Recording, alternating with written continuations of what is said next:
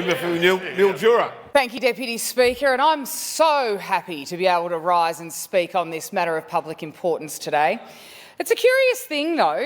The MPI claims to support well-paid, secure jobs, work-life balance, etc., etc. Those workers, sure, we'll support them as long as they're working in the city under a union job. But I tell you what, if you're working the land out in the country, farming food and fibre, there's no respect there. There's no support there, is there?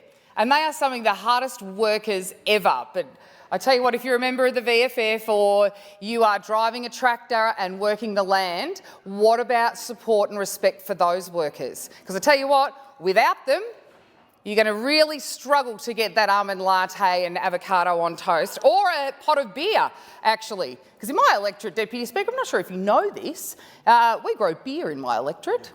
Yes, we grow beer, member for Narrowcan, because beer comes from barley.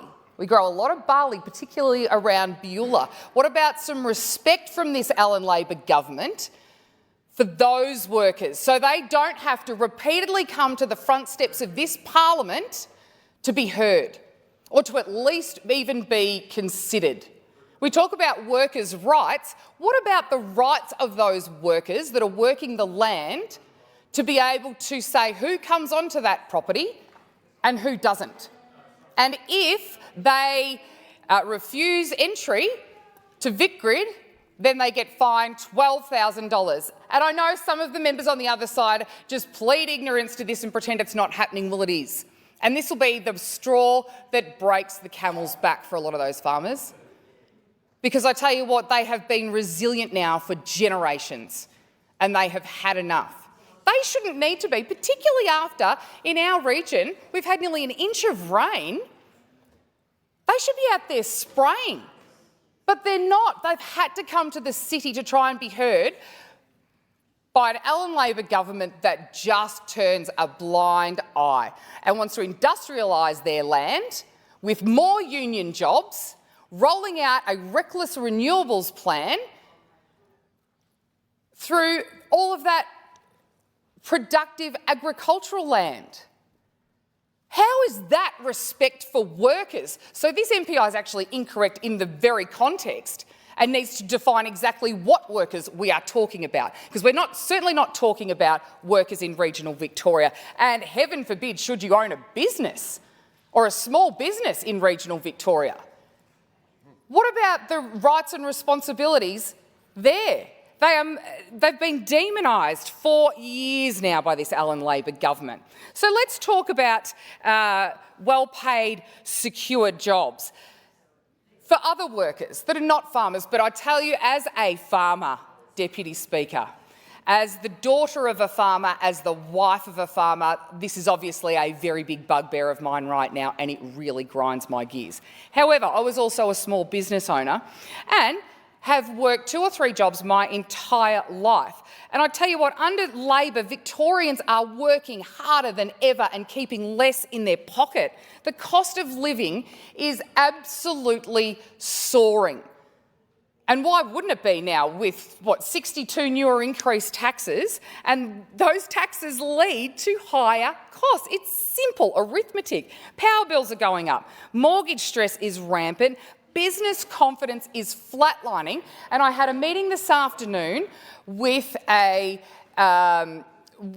some tourism boards and business people, and they are talking about how hard it is to do, and I say this often as well, how hard it is to do business in this state and offer local jobs for local businesses.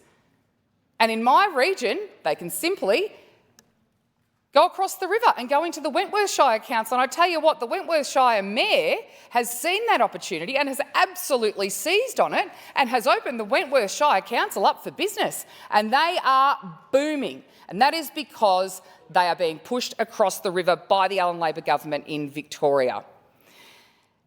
The business in my electorate and all over regional Victoria are being crushed by lack of infrastructure, the red tape, the absolute indifference and lack of respect, lack of care that we get from this government. So how secure are those jobs when businesses can't afford to keep running anymore? And work-life balance. What an absolute fantasy. Families in my electorate don't have time to enjoy work-life balance when they're having to commute for hours on unsafe roads, when they are having to travel for so long to access basic health care because they can't get it at the local public hospital because of a lack of beds and infrastructure investment. And that workforce, the healthcare workforce, that we are struggling to attract because they know that they are under so much pressure, meanwhile still doing an absolute stellar job. Try balancing anything when you're waiting months to see a GP, you're waiting months to see a specialist, and you have to be flown out of town for treatment. That used to be local, mind you. Now, this government talks a big game about workers' rights, but again, what about the workers that are working the land in this state? It's more interested, like I said, in helping its union mates than actually standing up for all workers. So this MPI is not definitive enough in who we're actually talking about. And let's not forget, when we talk about the SEC, there's 4 employees at the SEC in Morwell. The member for Morwell talks about that all the time. So those 4 jobs. And while we're at it, let's talk about the other workers that the government has sacked in the last 6 weeks. And I spoke about this in my last contribution, Deputy Speaker. This government has closed down and defunded the mental health and wellbeing hubs in Victoria police stations that were embedded. 12 months this ran. And yes, it was part of recommendations from the Royal Commission, from the Victoria Police Review, from other reviews going back as far as 2018. They embed these mental health clinicians in stations, which has had an incredible benefit, particularly those in the regions that can't access that centralised referral system in the city because A, they don't have time, B, a phone call isn't what is needed. They need someone in the station. They had that in Mildura. And her last day is today, Deputy Speaker. Absolute disgusting. There's 20 of those jobs around the state that are finishing up today. So not only are those workers losing their jobs, but the workers from Victoria Police, both sworn and unsworn, that were able to access that support, those workers and employees of the government are now without that support. How is that having respect for workers in this state? It is absolutely disgusting. So this MPI is full of platitudes, but it lacks any substance, and it has really grinded my gears today. If this government truly cared about jobs, cared about families and cared about rights, they'd stop treating regional Victoria as not even an afterthought anymore. We can't even say we're an afterthought because we feel like we are just not even thought about, particularly when we talk to, or when we are told that decisions have been made based on desktop studies. Decisions are being made without even visiting the regions. Give me a break. This government needs to stop treating regional Victorians like we don't matter, because without us, honestly, and I say this all the time, without a farmer, and you should be thanking a farmer 3 times a day at least, every single day, because you need a farmer every single day. Every single day.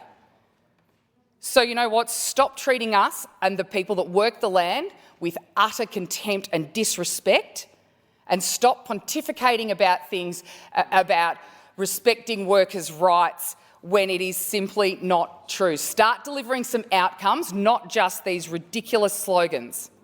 We believe in real solutions at the Nationals, lowering the cost of living, empowering small businesses that offer local jobs, investing in local infrastructure, making sure every Victorian, not just those within the tram tracks, get a fair go.